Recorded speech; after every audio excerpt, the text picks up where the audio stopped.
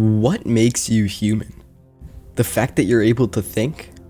How you're able to understand complex emotions?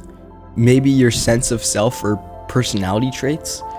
Perhaps the fact that you are self-aware? The Chinese philosopher Zhuang Zhou asks these questions in an extremely unique way, in perhaps his most famous novel, Zhuang Zhou. One of the two foundational texts of Taoism, Zhuang Zhou had a profound impact on Chinese philosophy and culture, not only in the Warring States period in which it was written, but throughout the entire history of Taoism. To this day, it remains a relevant piece of literature due to its incredible cultural impact. The most famous story in the book can be found towards the end of On the Equality of Things, the second chapter of the book. Fittingly titled The Butterfly Dream, the story goes as follows. Once Zhuang Zhou dreamed he was a butterfly flitting and fluttering about, happy with himself and doing as he pleased.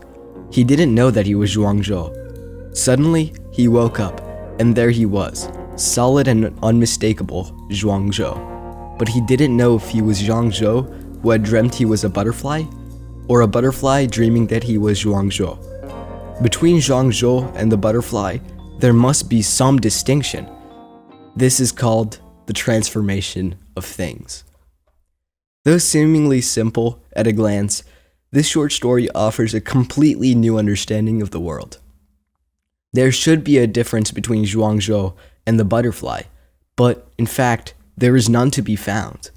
You, me, Zhuang Zhou, none of us can know that we aren't just a butterfly in a faraway world, resting atop of a blade of grass, dreaming. But if that's the case, how can we know for a fact that we are human? How can we know that we are what we think? French philosopher, scientist, and mathematician, and one of the fathers of modern philosophy, René Descartes, had perhaps one of the greatest assertions about existence in his iconic first principle of philosophy. This principle is, of course, cogito ergo sum, or more commonly, I think, therefore I am.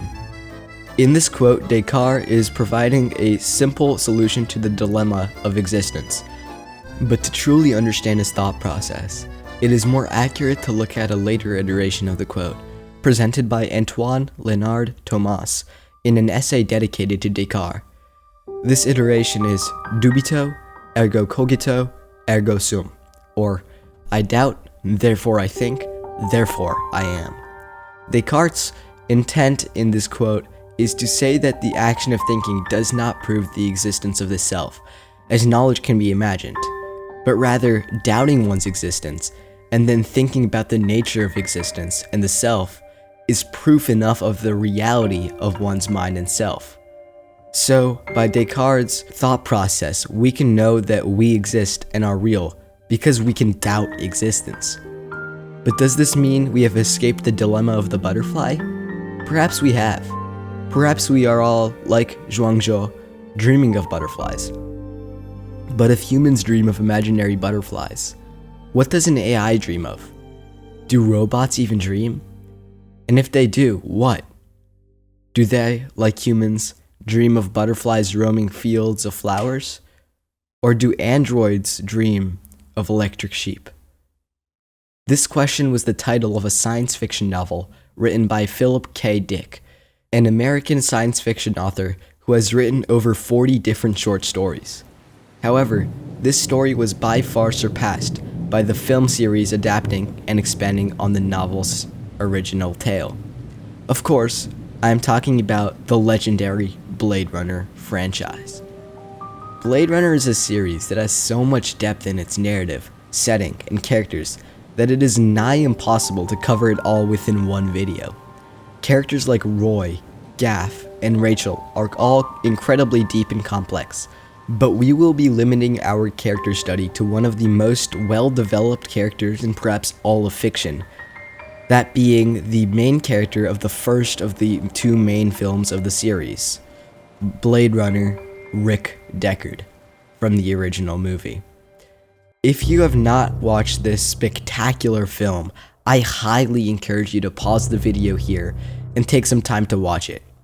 Now that we've gotten that out of the way, let's begin.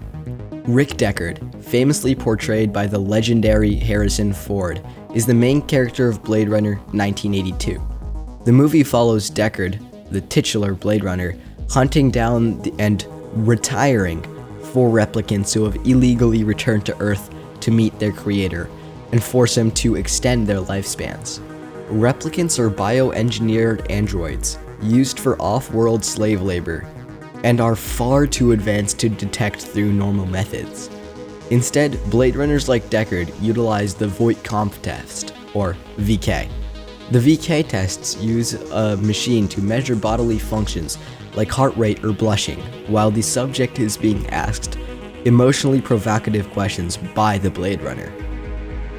As Deckard navigates the futuristic and dystopian streets of 2019 Los Angeles, he slowly begins questioning the morality of his actions. At the same time, he is killing, or as they soften it in the universe, retiring more and more replicants, all while he's falling in love with a different, non-target replicant named Rachel. But Deckard's complexity comes not from the fact that he's a Blade Runner, or from the fact that he's retiring replicants.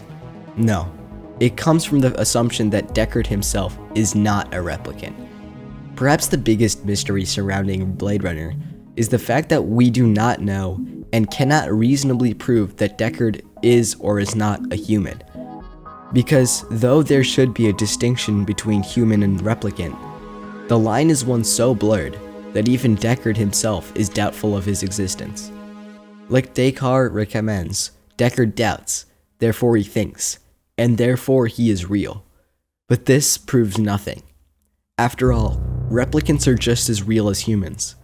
In fact, they are, perhaps, as stated by their manufacturers, the Tyrell Corporation, more human than human. In one of my favorite scenes of the movie, Rachel asks Deckard if he has taken the Voight-Kampff test himself, a question which is intentionally left unanswered. You know that Voight-Kampff test of yours? Did you ever take that test yourself? Deckard?